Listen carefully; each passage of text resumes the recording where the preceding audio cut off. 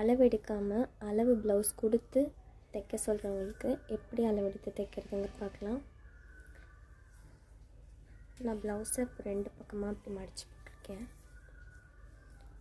இதில் பின்பக்கம் கழுத்துக்கிட்ட தையல் போட்டதுலேருந்து கீழே வரைக்கும், கீழே நம்ம மடித்து தைச்சிருக்க இடம் வரைக்கும் பார்த்தா 14 இன்ச் வருது. சில பேர் கீழே 1 இன்ச் மடித்து தைப்பாங்க, சில பேர் 1.5 இன்ச் வரைக்கும் மடித்து தைப்பாங்க. அளவுக்கு ஏற்ற மாதிரி கீழே 1 இன்ச் எக்ஸ்ட்ரா விட்டுட்டு மேலே அந்த தையலுக்காக ஒரு 1/2 இன்ச். அப்போ டோட்டல் லென்த் வந்து 15.5 இன்ச். ஒரு நோட்டில் மார்க் பண்ணிக்கோங்க.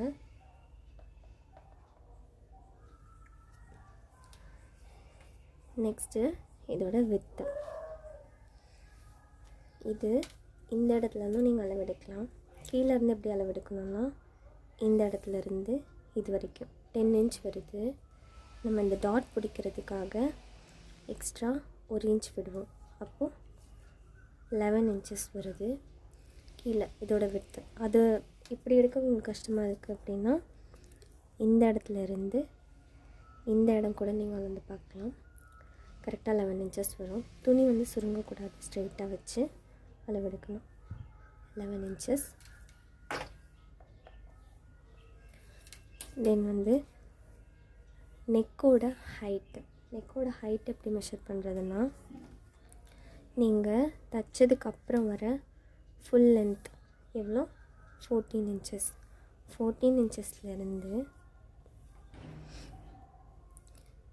இந்த நெக் தைச்ச இடத்துலேருந்து கீழே மடக்கி தைச்சிருக்க வரைக்கும் 5.5 இன்ச்சஸ் வருது. இந்த 14ல் 5.5 மைனஸ் பண்ணியாச்சுன்னா வர அளவு தான் நமக்கு நெக்கோட அளவு. நமக்கு இப்படி அளவு எடுக்கிறதுக்கு கஷ்டமாக இருக்கும்.